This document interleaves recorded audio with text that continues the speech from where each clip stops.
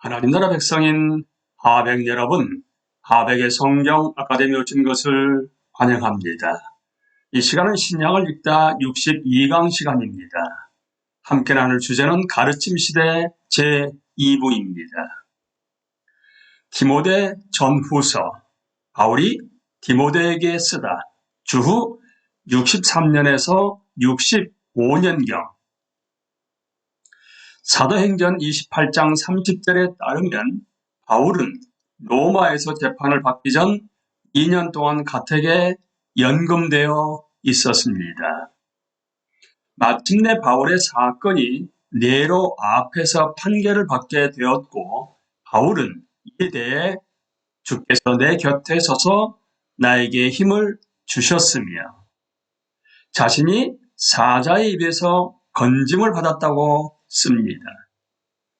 여러 총의 기독교 사료에 따르면 바울은 재판 후에 석방되었고 로마에서 두 번째로 투옥되기 전까지 서바나에서 사역을 했다고 합니다.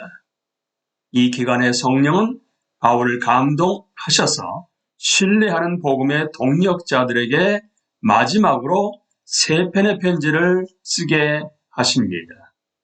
이 편지들이 바로 디모데 전후서와 디도서인데, 바울이 다음 세대 목회 지도자들에게 썼기 때문에 목회 서신으로 알려져 있습니다. 바울은 지도자들의 경건한 성품과 더불어 신실하게 사역할 것과 하나님의 말씀 전포를 우선으로 삼을 것을 강조합니다. 바울은 지도자들에게 복음에 집중하지 못하게 하는 것들을 삼가고 방문하지 말라고 명하며 거짓 가르침으로 인한 분열을 경고합니다. 그들은 반드시 하나님이 교회에 맡기신 진리를 가르치는 일에 부지런하고 헌신된 교사가 되어야만 합니다. 그들에게 가장 효과적이고 또한 마르지 않는 가르침의 근원은 하나님의 말씀이기 때문에 바울은 모든 성경이 하나님의 감동으로 된 것으로 교훈과 책망과 바르게 함과 의로 교육하기에 유익하니 라고 씁니다. 바울은 믿음 안에서 사랑하는 아들인 디모데에게 두 편의 편지를 씁니다. 사도행전을 연구하면서 디모데가 바울의 두 번째 선교 여행에 동참하게 되었던 내용을 배운 기억이 나실 것입니다. 디모데는 이스라엘인 어머니와 헬라인 아버지를 둔 청년이었습니다. 그는 바울의 선교에 참여하라고 권함을 받던 초기 성도들 중에서도 가장 칭송받는 자였습니다. 그러면서 디모데는 바울과 평생 멘토 관계를 맺었고 함께 복음을 전하는 사역에 나섭니다. 디모데는 바울보다 매우 어렸음에도 불구하고 데살로니가, 고린도, 빌립보에서 맡은 막중한 선교 업무들을 신실하게 해냅니다. 그래서 바울은 감옥에서 빌립보에 있는 교회들에 편지할 때 다음과 같이 추천의 말을 씁니다. 이밖에 내게 없습니다. 자식이 아버지에게 함같이 나와 함께 복음을 위하여 수고하였느니라. 디모데는 바울의 편지 중 6편에서 공동 저자로 이름을 올립니다. 바울은 디모데를 두고 나의 동력자, 형제, 믿음 안에서 참 아들이라고 설명합니다. 바울은 로마에서 1차로 석방된 후에 디모데에게 광범위한 에베소 교회의 전권을 맡깁니다. 바울은 이제 디모데에게 처음으로 편지를 보내 그런 중요한 임무를 신실하게 담당하라고 격려합니다. 바울은 디모데에게 에베소에 남도록 하는데 이는 몇몇 사람이 다른 교훈을 가르치지 못하도록 막기 위함이었습니다. 바울은 많은 사람이 신화와 끝없는 족보에 대한 사변적인 가르침에 의해 복음에서 멀어졌다는 보고를 듣습니다. 이는 미드라시 아가다로 알려진 랍비의 교훈을 지칭하는 기술적인 용어로서 구전 토라로 알려지게 될 것의 주요 부분입니다. 이 방대한 자료는 성경 주석, 본이 되는 현자들의 행실, 이계도 세상에 대한 변증학 등을 담고 있습니다. 바울은 디모데에게 몇몇 사람이 헛된 말에 빠져 율법의 선생이 되려 한다고 경고합니다. 바울은 디모데에게 토라를 아는 지식이 우리를 의롭게 하는 것이 아니며 다만 우리의 죄와 더불어 복음이 필요하다는 사실을 더욱 분명히 깨닫도록 돕는 역할을 해야 한다고 일깨웁니다. 바울은 자신의 간증으로 이를 정리합니다. 바울은 내가 전에는 비방자여 박해자여 폭행자였으나 도리어 긍휼을 입은 것은 우리 주의 은혜가 그리스도 예수 안에 있는 믿음과 사랑 때문이라고 전합니다. 바울은 자신에게 어떠한 특권적인 지위가 있다는 일만의 가능성도 부정하며 그리스도 예수께서 죄인을 구원하시라고 세상에 임하셨다 하였도다. 죄인 중에 내가 괴순이라고 고백하며 하나님을 찬양합니다. 복음의 목적은 정결하게 된 마음, 새롭게 된 양심, 그리스도를 믿는 신실한 믿음에서 흘러나는 사랑입니다. 바울은 디모데에게 질서 있게 예배하고 교회를 지도할 것을 명합니다. 모든 사람을 위해 기도를 드려야 하는데 형제를 위해서도 기도해야 합니다. 그래서 고요하고 평안한 생활을 통하여 모든 사람에게 복음을 전하는 일이 수월하게 되어야 합니다. 남자들은 분노와 다툼 없이 서로 기도해야 합니다.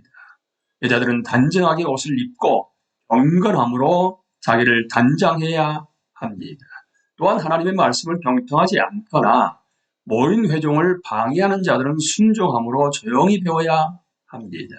이 구절에서 모든 것을 아우르는 바울의 관심은 통일된 분위기를 조성하여 이 모든 사람, 모든 남자와 여자가 하나님의 말씀을 읽고 배우고 습득하는 것입니다.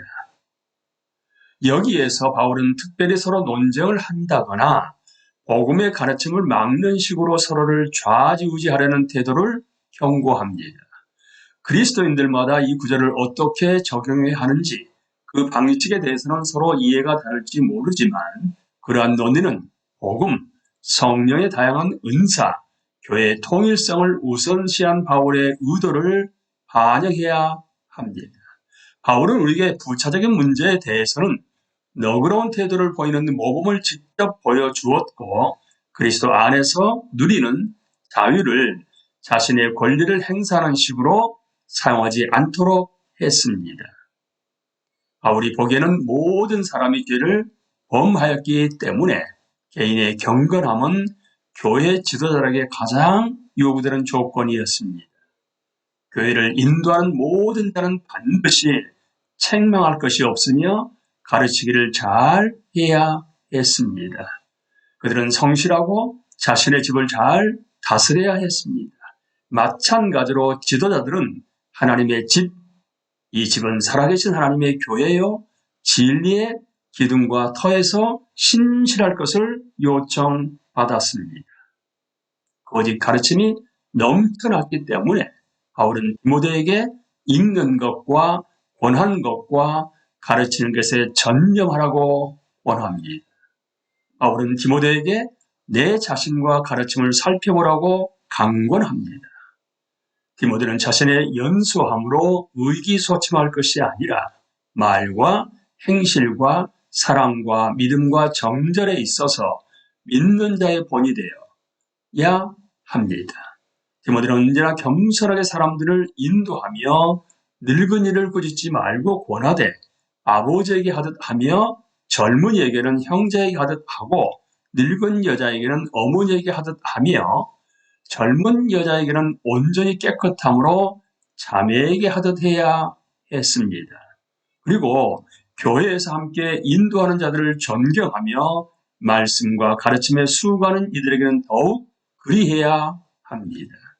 바울은 그리스도가 주신 사역에 만족하는 것이 중요하다고 강조하며 야망과 욕심과 돈에 대한 사랑을 경고합니다. 바울은 디모데에게 그러한 일을 멀리 떠나고 선한 싸움을 싸우고 영생을 취할 것을 명합니다. 바울은 편지 말미에서 디모데에게 내게 부탁한 것을 지키라고 합니다. 디모데에게 두 번째 편지를 쓸 때 바울은 로마에 두 번째로 수감된 상태였습니다. 주님은 바울에게 전제와 같이 바울 자신이 벌써 부어지고 바울의 떠날 시각이 가까웠다는 사실을 이미 알려주셨습니다. 이 땅의 삶이 끝에 가까운 상황에서 바울은 디모데를 사랑하는 아들이라고 칭하며 매우 개인적인 편지를 보냅니다. 바울은 세상을 구속하시는 하나님의 목적이 다음 세계의 지도자를 통해 이어질 것을 알았습니다. 바울은 디모데에게 은사를 다시 불일듯 하게 할 것을 권하며 두려워하지 말라고 합니다. 바울은 하나님의 위대한 목적이 우리 구주 그리스도 예수의 나타나심으로 말미암아 나타났으며 예수에 대해서는 사망을 패하시고 복음으로써 생명과 썩지 아니할 것을 드러내신지라. 내가 이 복음을 위하여 선포자와 사도와 교사로 세우심을 입었노라고 씁니다. 자신의 죽음이 눈에 보이는 상황에서 바울은 디모데에게 그리스도 예수 안에 있는 믿음과 사랑으로서 내게 들은 바 바른 말을 본받아 지키고 우리 안에 거하시는 성령으로 말미암아 내게 부탁한 아름다운 것을 지키라고 권합니다. 그리고 디모데는 반드시 다른 사람들을 가르칠 수 있는 자들에게 복음을 나눠야 합니다. 디모데는 그리스도 예수의 좋은 군사가 되어 고난을 기꺼이 받으며 자기 생활에 얽매이지 말아야 합니다.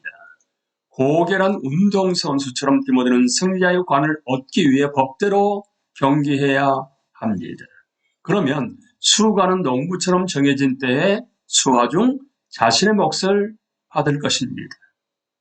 그는 반드시 자신을 하나님께 진리의 말씀을 옳게 분별하며 부끄러울 것이 없는 일꾼으로 인정된 자로 들어야 합니다. 그는 반드시 역경과 박해 및 자신이 인도하려고 하는 자들의 뿌리 깊은 죄에 놀라지 말아야 합니다. 그는 반드시 하나님의 영감으로 된 말씀의 충분성과 능력을 의지해야 합니다. 이 성경은 그리스도 예수 안에 있는 믿음으로 말미암아 구원에 이르는 지혜가 있게 합니다. 젊은 디모데에게 보내는 이 권고는 오늘날 우리에게도 여전히 사실입니다. 우리는 말씀을 전하는 일을 그 무엇보다도 우선해야 합니다. 우리는 바울이 자신의 마지막 날에 가까울수록 하나님의 말씀을 전하고 가르친 일에 완전히 헌신했음을 보게 됩니다. 바울은 디모데에게 모든 성경은 하나님의 감동으로 된 것으로 교훈과 책망과 바르게 함과 의로 교육하기에 유익하니 이는 하나님의 사람으로 온전하게 하며 모든 선한 일을 행할 능력을 갖추게 하려 함이라고 단언하면서 성경의 충분성을 다시 확인합니다. 따라서 바울은 이렇게 씁니다. 하나님 앞과 살아있는 자와 죽은 자를 심판하실 그리스도 예수 앞에서 그가 나타나실 것과 그의 나라를 두고 엄히 명하노니 너는 말씀을 전파하라. 때를 얻든지 못 얻든지 항상 힘쓰라. 범사의 오래 참음과 가르침으로 경책하며 경계하며 권하라. 연대표 지도에서 디모데 전후서의 요약문은 그리스도의 말씀을 전하라이며 핵심 구절은 너는 말씀을 전파하라. 때를 얻든지 못 얻든지 항상 힘쓰라. 범사의 오래 참음과 가르침으로 경책하며 경계하며 권하라 입니다. 바울은 30년이 넘도록 신실하게 예수 그리스도를 섬겼습니다.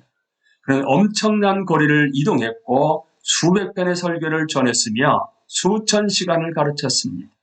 수없이 많은 회심을 목격했으며 교회를 개척했고 다양한 사회계층과 인종을 배경으로 하는 사람들과 함께 그리스도의 대의를 위해 일했습니다.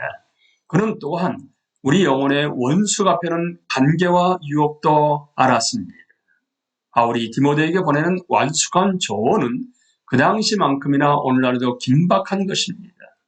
목회자들과 교수들, 선교사들과 교회 개척자들, 소그룹 리더들과 교회 학교 교사들은 반드시 하나님의 말씀을 가르치는 데 최고의 관심을 기울여야 합니다. 교회는 하나님의 아들 예수 그리스도에 대한 영광스러운 진리를 부여받았습니다. 하나님의 백성은 복음을 모든 민족에 가르쳐야 하는 신성한 책임을 맡은 것입니다. 우리는 이 시간에 디모데 전 후서에 대해서 함께 나누었습니다. 강의를 마치겠습니다. 감사합니다.